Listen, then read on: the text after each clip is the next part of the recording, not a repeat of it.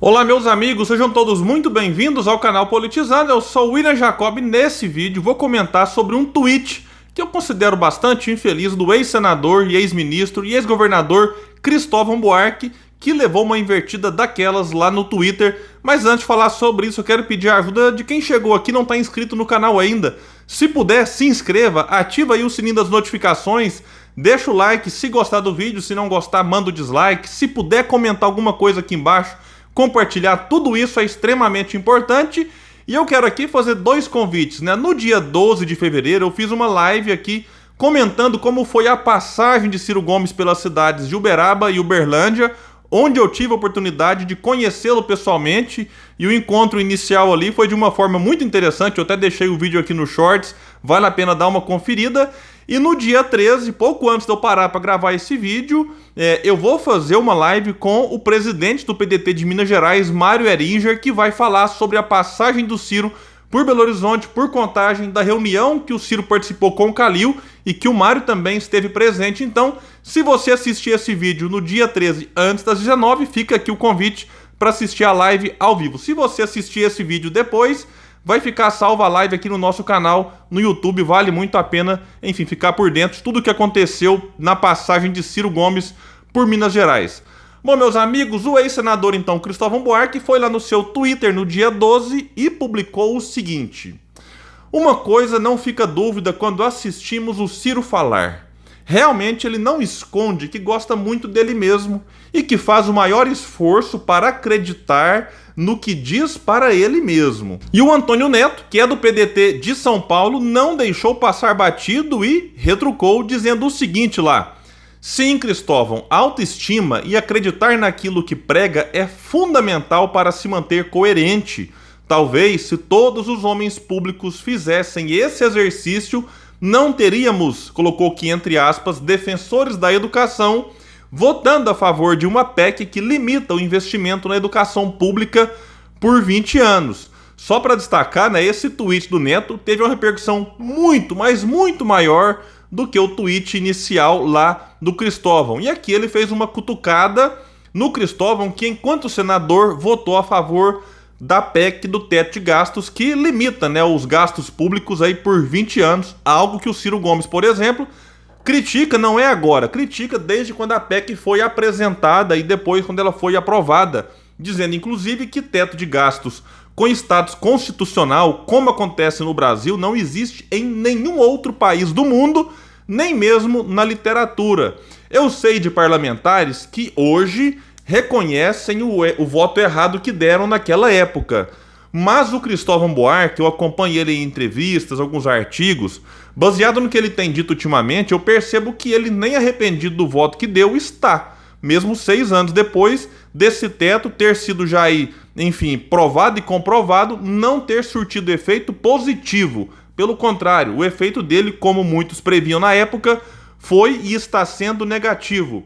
Agora, aqui eu quero dar uma dica para vocês, né? Quem não acompanha o Antônio Neto nas redes sociais, vale a pena, ele tem feito defesas muito importantes em relação a ironias e ataques e críticas sem fundamento que fazem sobre o Projeto Nacional de Desenvolvimento. Eu tive a oportunidade de entrevistá-lo pessoalmente lá em São Paulo, enfim, pude perceber ali que é uma figura que merece o nosso respeito pela história, pela luta, então vale a pena acompanhar o Neto pelas redes sociais.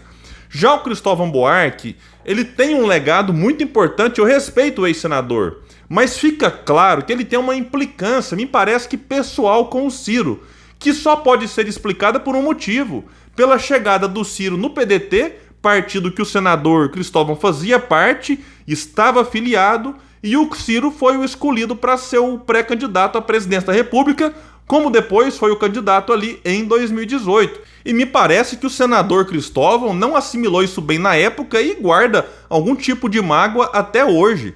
Cristóvão Buarque, que já tinha sido candidato à presidência pelo PDT em 2006, recebendo ali 2,64% dos votos válidos. E aí, tempos depois da chegada do Ciro, o Cristóvão saiu e está afiliado no Cidadania, que é o partido do Roberto Freire, que estuda, por exemplo, federação com o PSDB, mas chegou a ser cogitado uma federação com o Podemos ou também com o PDT, que fez ali uma proposta, enfim, desejando abrir diálogo com o partido do Roberto Freire. Cristóvão Buarque, que antes de ir para o PDT, estava afiliado no PT. Ele foi ministro da Educação do Lula no primeiro mandato e foi demitido de uma forma, assim, vergonhosa. Ele foi demitido por telefone. Aí dali ele saiu do governo, saiu também depois do PT e passou a ser um crítico do partido e dos governos petistas.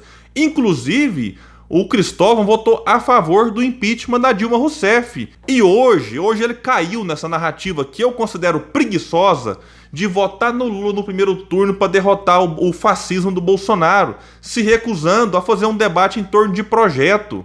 Eu confesso que esse argumento, eu já vi ele tentando explicar isso em entrevistas, é empobrecedor demais. Enfim, é você aceitar qualquer coisa em nome de derrotar Bolsonaro. Bolsonaro, que hoje as pesquisas mostram que o Ciro também derrotaria. Então essa desculpa de ir com Lula para derrotar Bolsonaro não cola, porque Bolsonaro não perde só pro Lula.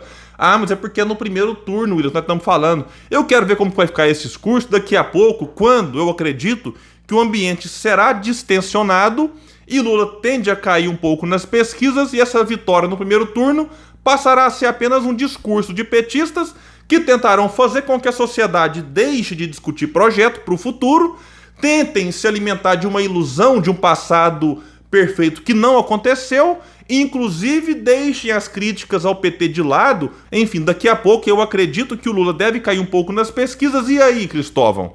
Qual que vai ser a próxima desculpa para ficar embarcando nessa narrativa petista? PT que o Cristóvão sabe que não é a alternativa que nós temos a melhor para o pós-Bolsonaro. Então o Cristóvão está momentaneamente nessa narrativa e eu sinceramente espero algumas coisas do Cristóvão, caso ele assista esse vídeo. Eu espero que até outubro, antes disso, se possível, repense essa sua posição desse apoio ao Lula a qualquer custo. Ah, William, mas o Cristóvão faz críticas aqui e ali, mas que não adiantam nada. Né? Você criticar tudo que o PT fez, mas deixar essas críticas de lado para embarcar nessa narrativa petista agora, PT que está se encontrando com os mesmos que afundaram o país no passado recente e que o Cristóvão criticava, não me parece alternativa. Se você não tivesse outra possibilidade no campo progressista, vá lá, eu entenderia o Cristóvão, mas tem alternativa. E aqui é um ponto que eu quero colocar para o Cristóvão. Para o Cristóvão estudar o livro do Ciro, porque baseado no que ele tem falado, quando fala do projeto econômico do Ciro, fica claro para mim que o Cristóvão não leu nem o livro. Se leu, não entendeu. E acompanha talvez o Ciro baseado em cortes aqui e ali e não tem feito um acompanhamento sério das propostas que o Ciro tem apresentado para o país. E a sugestão que eu deixo para o Cristóvão é também deixar de lado eventuais picuinhas. Você está deixando todos os atritos com o PT de lado para dizer que vota no Lula?